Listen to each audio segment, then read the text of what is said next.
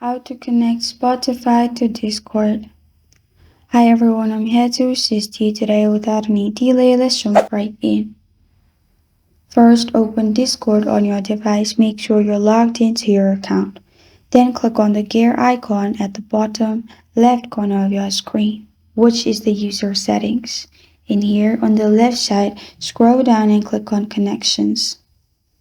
After you click on Connections, click on Spotify in here.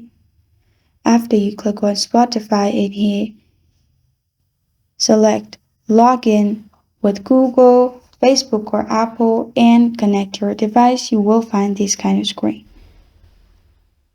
And if you want to do it in your phone, open Discord on your phone and click on You at the bottom right. Then click on the gear icon at the top right corner of your screen in here. After you click on the gear icon in here, click on Connections. After you click on Connections in here, click on Add at the top right corner of your screen. Then click on Spotify.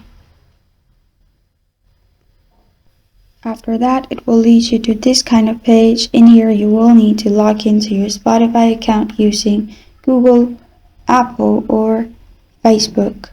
After that, it will be connected. This is how to connect Spotify to Discord.